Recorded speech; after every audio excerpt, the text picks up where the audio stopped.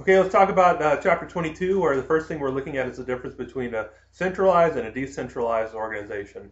A centralized organization first is one where all the major decisions are made at the very top of the organizational chart. So, you think about it, you have the president and the vice presidents, managers below, but the key decisions are made at the very top, either at the president or vice presidential level. You can think about a CEO who wants to have his or her hands on all the major decisions that go on. That would be very centralized, where everything comes from the top.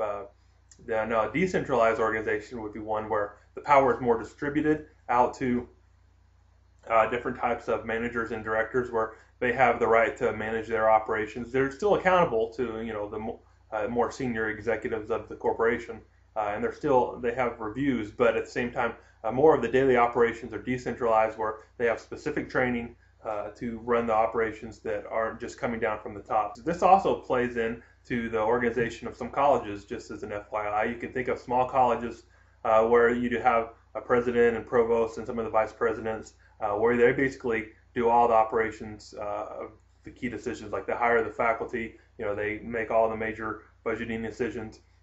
Compared to a school like University of Michigan, where I'm doing my PhD, you have the specific schools with the dean. So like the School of Education has a dean.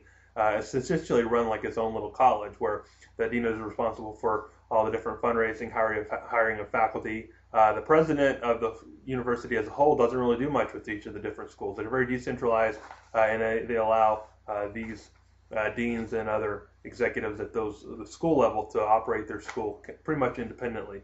Okay, departmental expense allocation. At my last company, which was Hastings Entertainment, I worked at their corporate headquarters, but it was a retail company, kind of like a Barnes & Noble meets a Blockbuster meets a music store, and we had about 150 different stores all across the south and west of the United States.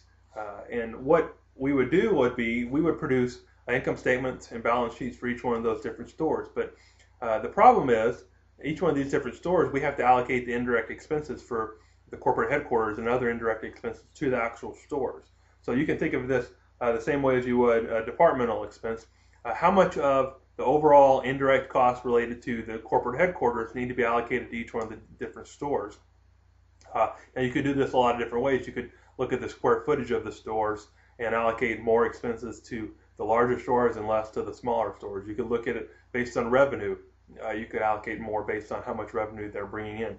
But the idea here is we have these indirect costs, these overhead pieces, and we have to allocate these to the actual departmental units to figure out what the true net income for these departments is. There's all kinds of different methods to do that. So read 912 to 913. Essentially what you're going to do is you're going to pick a cost driver. How do these overhead costs behave? What makes these overhead costs go up? So like I said, you could do that based on square footage, based on the number of employees. You could do that based on the revenue that they're bringing in. But we have to figure out how we're going to allocate that overhead to the actual department. The last thing on chapter 22 is responsibility centers. And here what we're doing is we're saying, how does this actual center or this department behave? And there's 4 different types that are available to us. Cost center, revenue center, profit center, and investment center. So let's look at an example of each one. Cost center, where we might have the maintenance crews that hire the janitors and give them supplies. They don't do any interactions with the customers. They don't bring in any revenue. Their job is to perform a specific task and keep the cost low. So we would evaluate the manager of the maintenance department as the cost center, whether or not he or she kept the cost below the budget, or at the budget or over the budget. We're not looking at anything related to revenue or profit, but we would just say keep the cost low, do a good job. That's how we're going to evaluate a cost center. Revenue center. Well, the revenue center, as it sounds, is the idea is to maximize revenue. Where an example here would be a sales call center, where you have maybe telemarketers calling out, trying to sell product. All we're really evaluating them on is how much did you actually sell? Did you bring in top line revenue for the company? And we would compare that to what the budget revenue would be. We're going to be less concerned with how much it actually costs, because those are going to be more standard and aren't really going to change based on their salaries. But what would change was how much revenue they're bringing in. A profit center basically brings those two together. So both costs and revenues, we could look at a local Chili's restaurant, the example that I have in the study guide here. They want to keep the cost low, and not throw out food and not pay people too much, but they also want to bring in employees and grow their revenue. So they would be based on their net profit, be evaluated based on their net profit, bringing in both revenue growth and cost controls. An investment center was the last one that I picked up. This is where they are similar to profit center, but they're also responsible for the best use of the assets that are entrusted to them. So we might think of the chain of Chili's as a whole. If we have, like, Brinker International is the holding company for Chili's and other restaurants, and they have other restaurants that roll up into this overall umbrella company. So the manager of Chili's, the director of all those stores, would be entrusted with bringing in a positive investment return for all the different capital that is given to him or her. So more than just turning a good profit, revenue over expenses. We want to say, well, you are given $10 million. How did you bring an investment back on that? So more than just what's the actual net income number, but what's the net income number in comparison to the assets that were used in production of that net income. So the evaluation of the first three are pretty simple. We just look at cost, we look at revenue, and then we look at net income. But on the fourth, we're giving some different metrics here on the last page of the study guide. Return on investment and residual income to figure out how well did this investment center operate. So the first one, return on investment, you're going to see this all the time, so make sure you understand what ROI is. You just take net income, you divide it by the average assets invested. So we're not just looking at the denominator is not the assets at the beginning of the period or assets at the end of the period. We want to get the average. Whenever you compare a ratio with one income statement number and one balance sheet number, remember the income statement is over time. The balance sheet is a snapshot at a particular point in time.